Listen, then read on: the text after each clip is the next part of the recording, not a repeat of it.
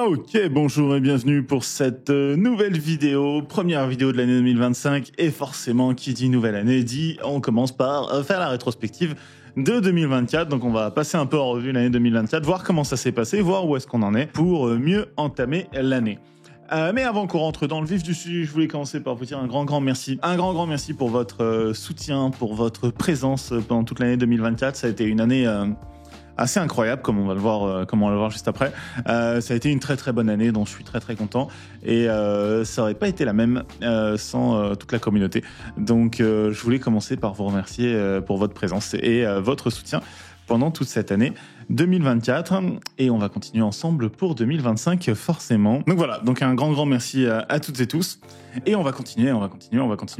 Donc le plan pour la journée, on va regarder les chiffres de l'année, on va parler de ce qui s'est très bien passé, de ce qui s'est moins bien passé, de ce qu'on peut faire mieux pour 2025.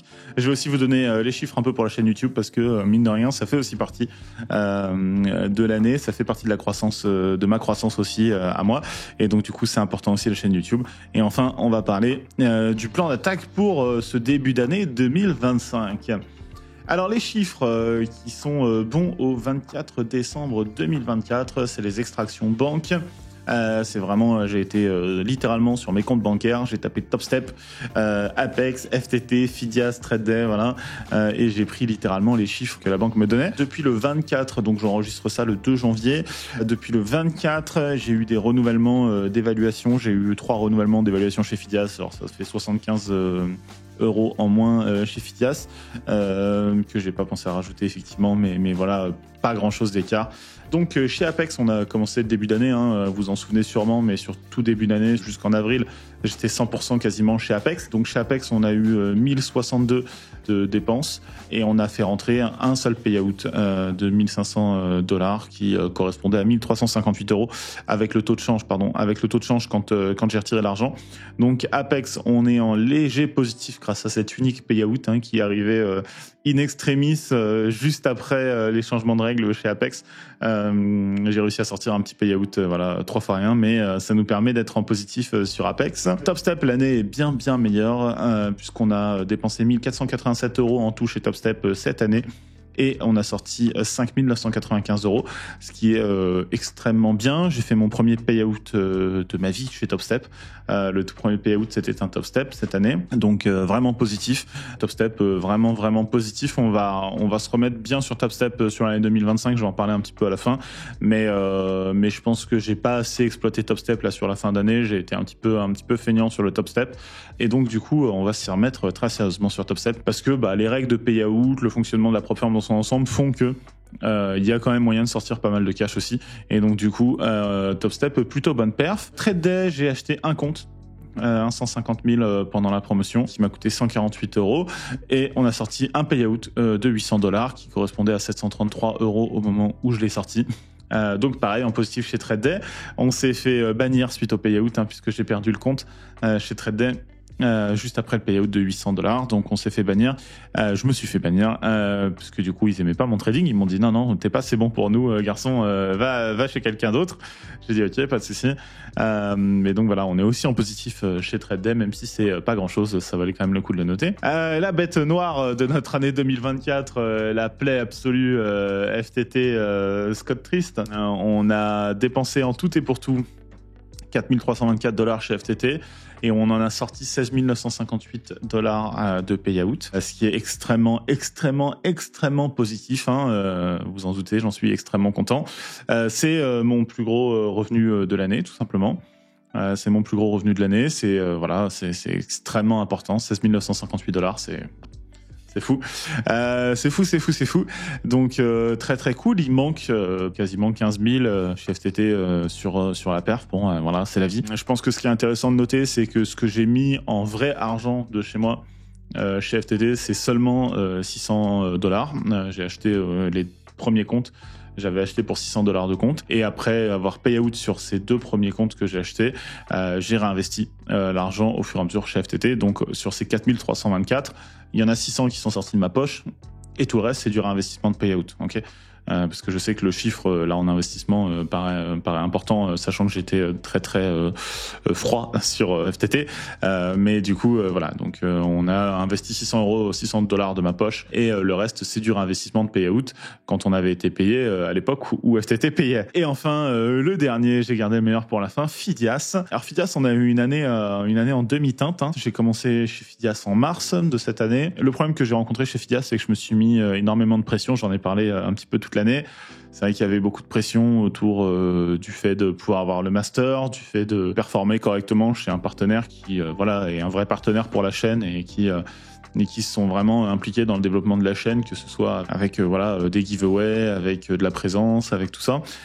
Donc je m'étais mis un peu trop la pression chez Fifi. La pression est retombée en fin d'année. Alors j'ai investi énormément chez Fidias, hein. J'ai donc dépensé 8 434 € chez Fidias. Ça se voit de façon assez simple, hein. Il suffit d'aller sur mes comptes, hein. Je suis à l'évaluation 283, donc voilà, je suis à l'évaluation 283 et je suis au financé 68. Ça explique les 8 434 € de dépenses. L'avantage, c'est que la plupart de ces dépenses-là ont été faites pendant des phases de promotion, donc soit les moins 50, soit les moins 70. Il y a eu des promotions qui ont été extrêmement intéressantes sur la fin d'année, qui m'ont permis de réduire les coûts aussi, notamment les moins 50% sur les frais d'activation. Et donc voilà, et on a réussi à payer out et en novembre et en décembre chez Fidias, ce qui nous a permis de passer en positif chez Fidias, hein, ce qui était vraiment pas donné. Mais en fait, voilà, je sais pas, sur la fin d'année, je me suis un peu détendu, je me suis un peu enlevé la pression. Le master, qui était un enjeu vraiment très haut et qui était la chose pour laquelle probablement je me mettais le plus de pression, finalement, est arrivé grâce à votre soutien et grâce à l'affiliation, comme j'en ai parlé pendant le stream. Et du coup, ça aussi, ça m'a détendu un petit peu. Et du coup, une fois que cette barrière psychologique-là, elle a été passée, on a réussi à cartonner. On a fait 6 000 de payout sur le mois de novembre. On a fait 8 000 de payout sur le mois de décembre. Donc avec le profit split et le taux de change, ça se transforme en 10 416 € vraiment qui rentrent dans ma poche. Mais ça reste extrêmement positif. On est extrêmement bien parti pour ce début d'année 2025 avec, je crois, j'ai 14 financés actuellement, le master, tout ça et tout, mais on va en parler un petit peu après.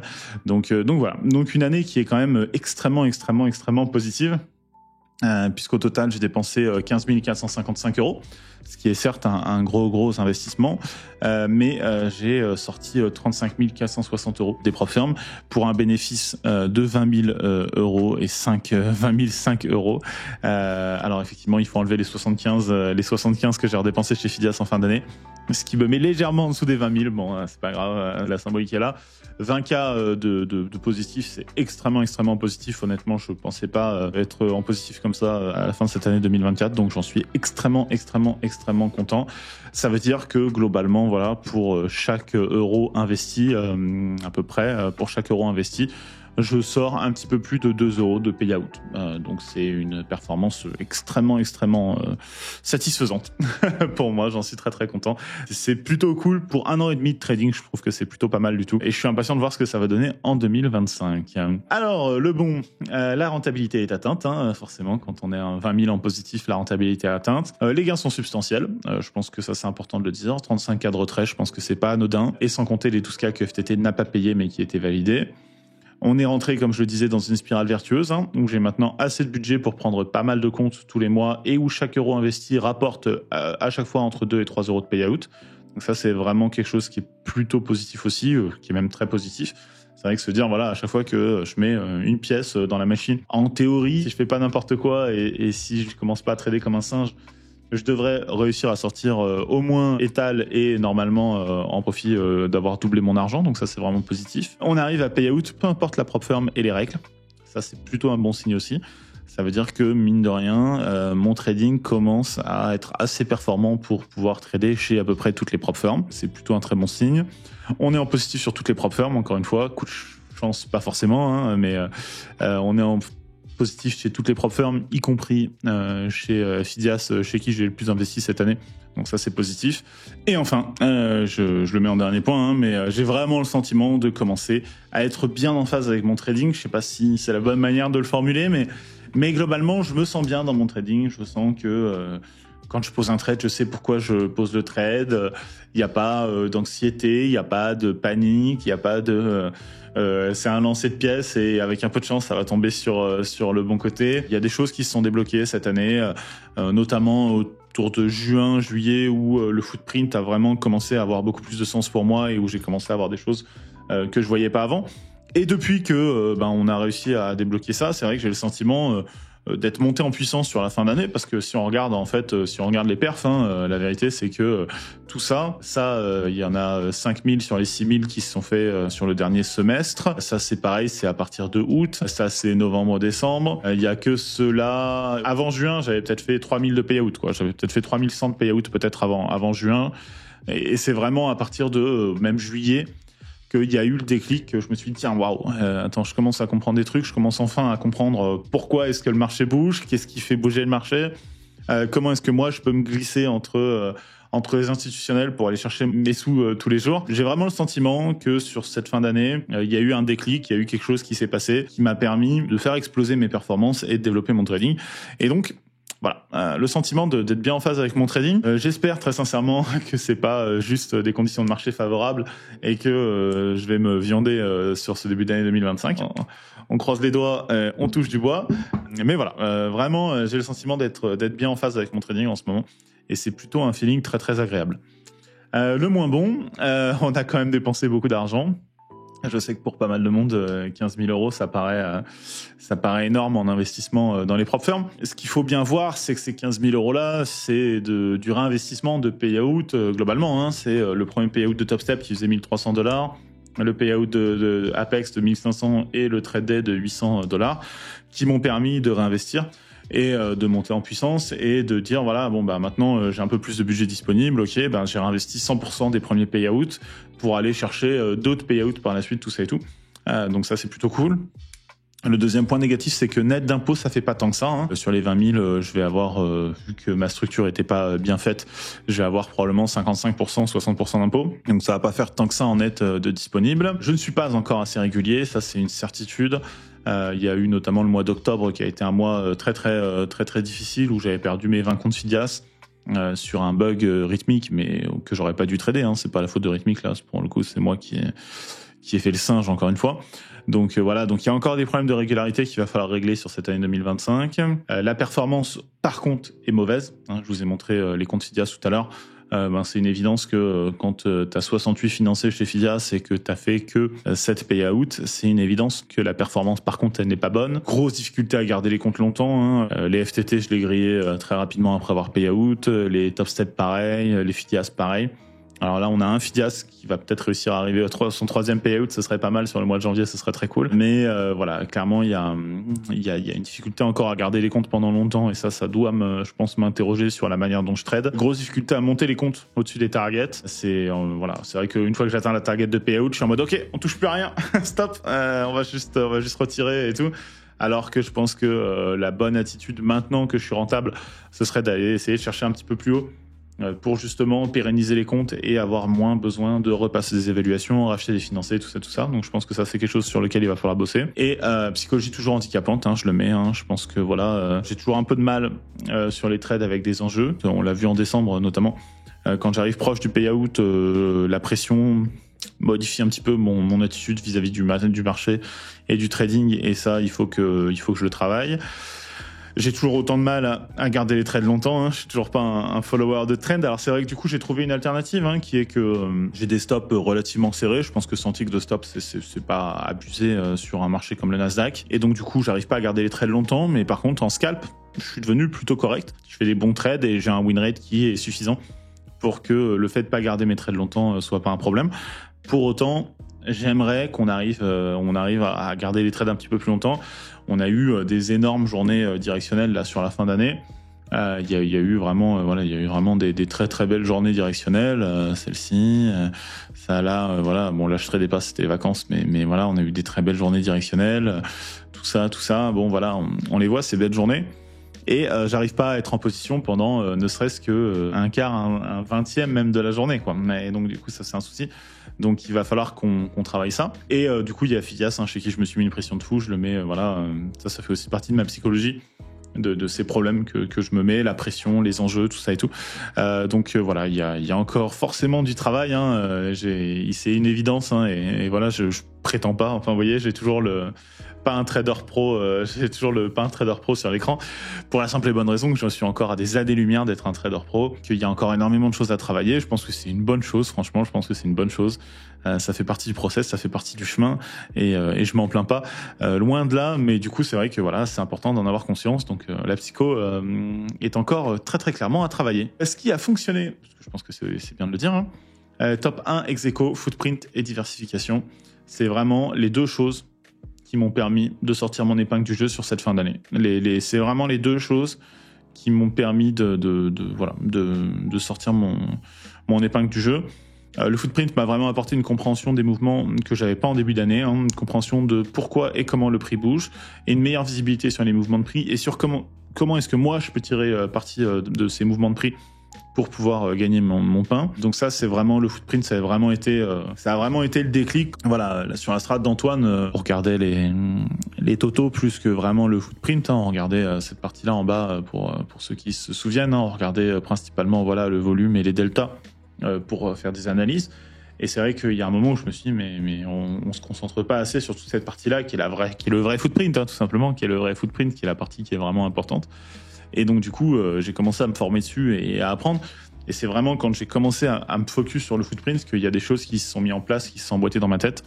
Donc, ça a été vraiment décisif. La diversification, c'est la deuxième chose qui m'a vraiment permis de bien m'en sortir. Ça m'a permis d'étaler mon risque et de multiplier mes chances de payout, hein. Donc, j'ai arrêté le copy trading pendant un bon moment. J'ai arrêté le copy trading là, jusqu'à la fin d'année en me disant, OK, je trade les comptes un par un. Et comme ça, j'étale mon risque. Au lieu d'avoir un risque où quand je perds un compte, je perds tous les comptes, ou quand je gagne sur tous les comptes.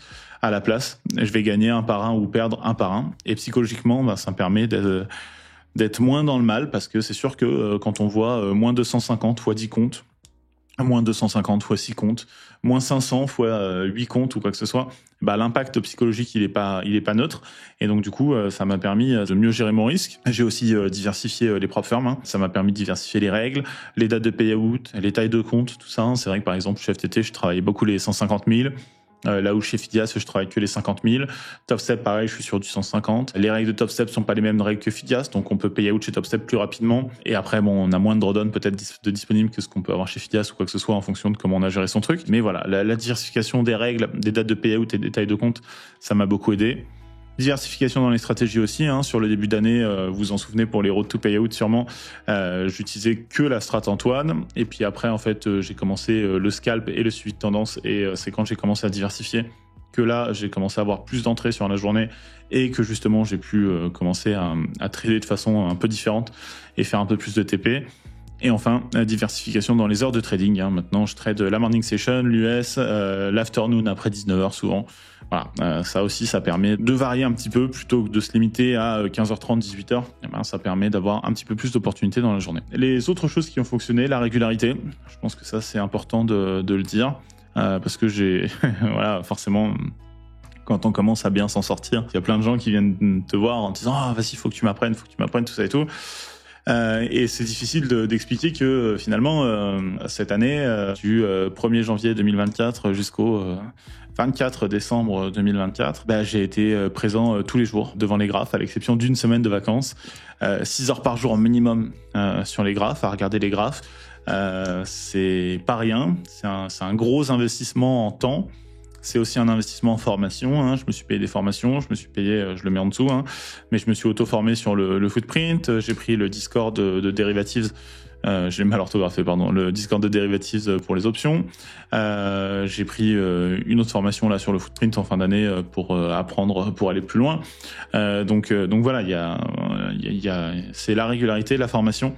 Le fait d'être vraiment investi dans mon trading à 100% qui ont aussi aidé forcément. Et le dernier point, je pense que c'est le suivi des perfs. Les road to payout et le tableau de suivi qu'on a mis en place sur la fin d'année ont vraiment beaucoup aidé.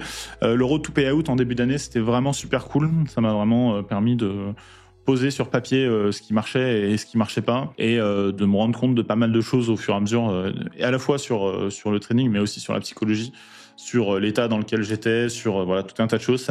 Les road to payout, ça m'a vraiment aidé à me remettre en question et à me poser les bonnes questions, je pense. Donc vraiment très pratique. Et le tableau de suivi sur la fin d'année, que j'ai mis en place suite aux suggestions d'un abonné m'a vraiment finalement aidé. C'était à la base dans une logique de transparence sur la chaîne que je l'ai mis en place, ce tableau. Et finalement, en fait, ça m'a permis de me rendre compte de pas mal de choses. Et je fais des ajustements en 2025, notamment grâce à ce tableau de suivi, donc c'est important de le noter. Les axes d'amélioration, régularité. Je pense que c'est vraiment ce sur quoi il faut que je bosse cette année, c'est la régularité. Je pense qu'il faut vraiment que j'arrive à être... voilà, il faudrait que j'arrive... L'objectif, clairement, c'est de payer out tous les mois et de payer out des sommes intéressantes tous les mois, hein, pas de payer out 800 ou quoi. C'est d'aller chercher des bons gros payout. Donc ça, c'est important. Travailler la psychologie. Il faut que j'ai beaucoup plus confiance en moi, je pense, parce que je rate encore trop de trades par manque de confiance. Il faut que je fasse attention au FOMO. J'en ai été un petit peu victime sur la fin d'année, donc je le note. Ça n'a pas été... j'ai pas le sentiment que ça a été prédominant toute l'année, mais sur la fin d'année, j'ai l'impression que j'ai fait un peu de FOMO sur des moves que j'aurais pas dû prendre, tout ça et tout, donc attention à ça. Il faut que je me focus un petit peu moins sur la money et sur les dates de retrait. Ça, je pense que c'est vraiment important. Le fait de relaxer un peu vis-à-vis de l'argent et de se dire, ok, bon, on a quelque chose qui fonctionne, maintenant il faut se concentrer sur l'exécution du trading et pas sur combien d'argent ça représente. Et donc du coup, et les dates de retrait, je le mets aussi parce que c'est ce qui m'a mis dedans en décembre, où j'ai grillé 3 comptes que j'aurais jamais dû griller normalement, et que je grille parce que je veux rusher les dates de retrait.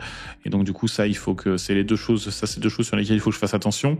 Et donc je le mets ensuite, se concentrer sur l'exécution et ne pas arrêter de trader une fois arrivé au seuil de retrait. Comme je le disais, c'est vrai que voilà, je pense que ça va être important d'aller essayer de monter les comptes un petit peu plus haut et d'être un petit peu plus ambitieux. Rester dans les trades quand ils sont bons ou très bons, ça rejoint ce que je disais, que j'arrive pas à garder mes trades assez longtemps, donc ça fait partie des axes d'amélioration.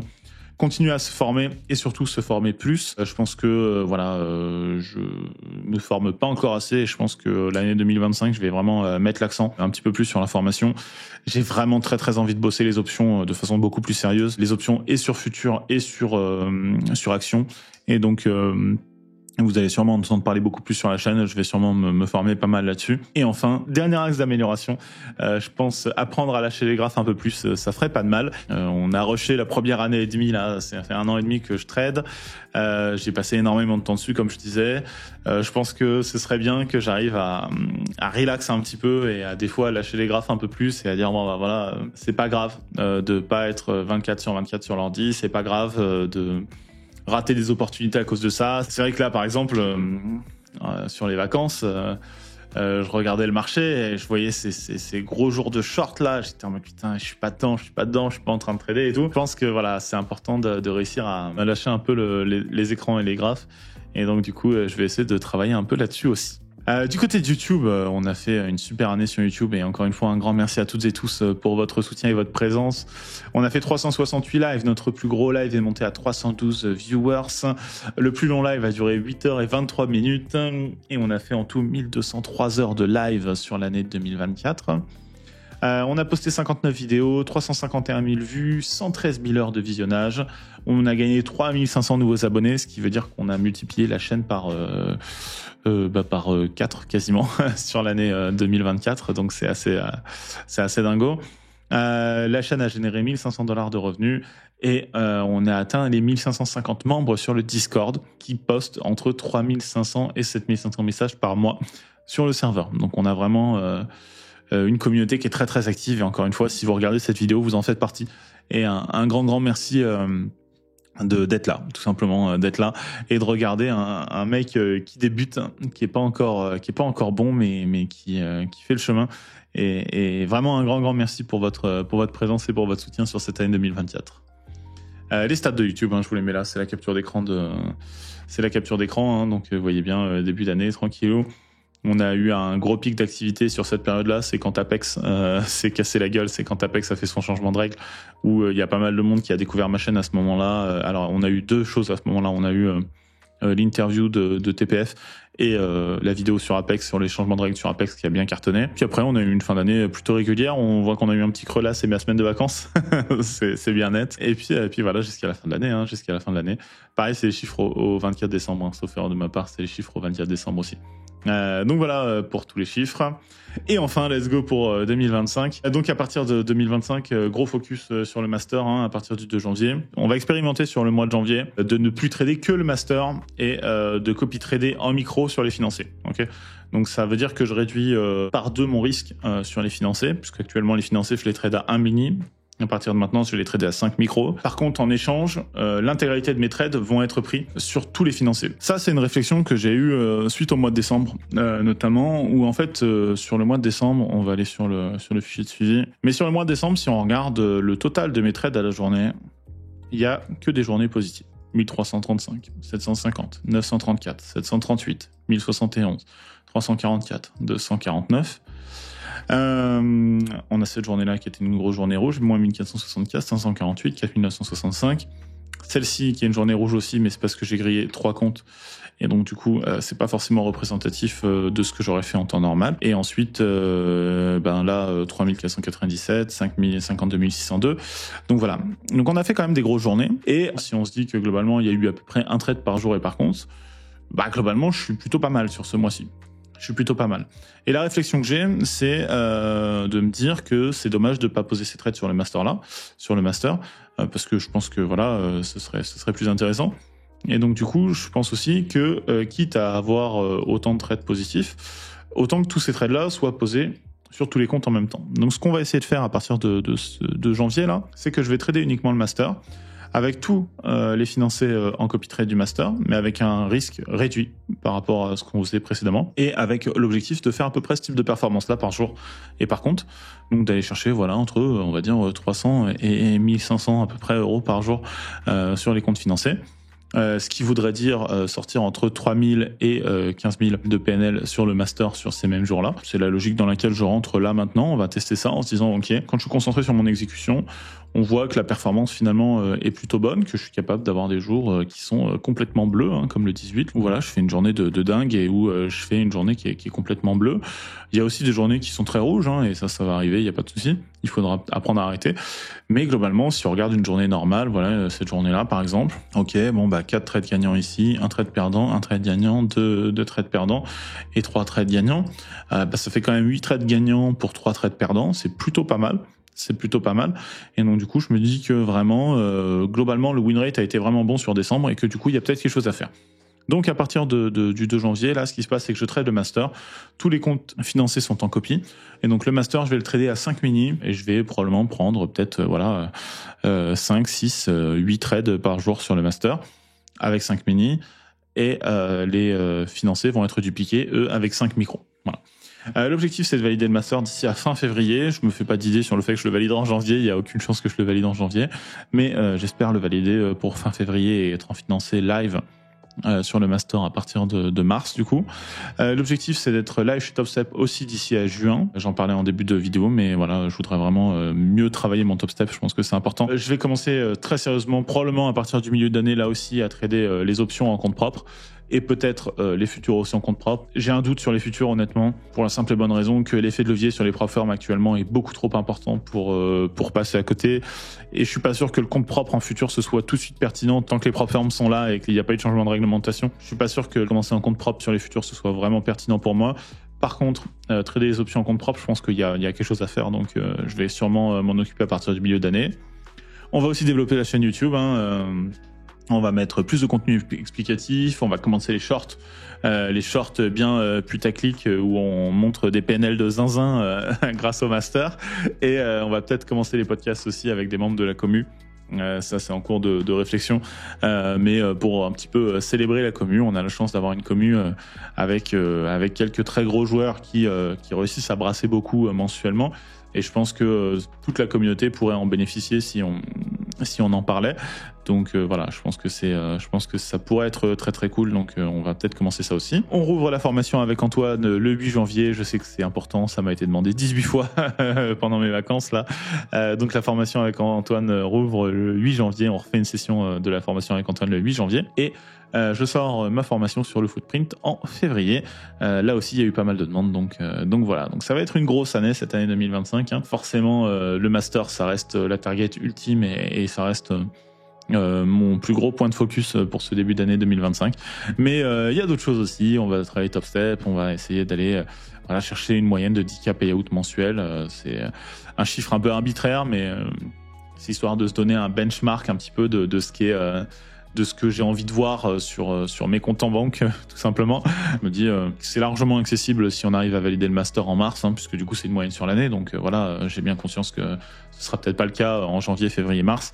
Mais si après, sur avril, mai, juin, on se rattrape, ce sera très bien. Et donc voilà un petit peu plus de nouvelles choses sur cette année 2025. Et comme d'hab, un grand merci d'avoir regardé cette vidéo que j'ai fait un peu durer parce que je blablate.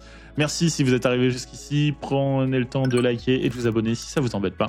Et on continue l'aventure ensemble. Encore une fois, un grand merci pour votre soutien et votre présence tout au long de cette année 2024. Et j'espère qu'on va avoir une année 2025 ensemble qui va être incroyable. Merci la team, merci les copains. Prenez soin de vous et à bientôt sur les streams. Bisous, ciao.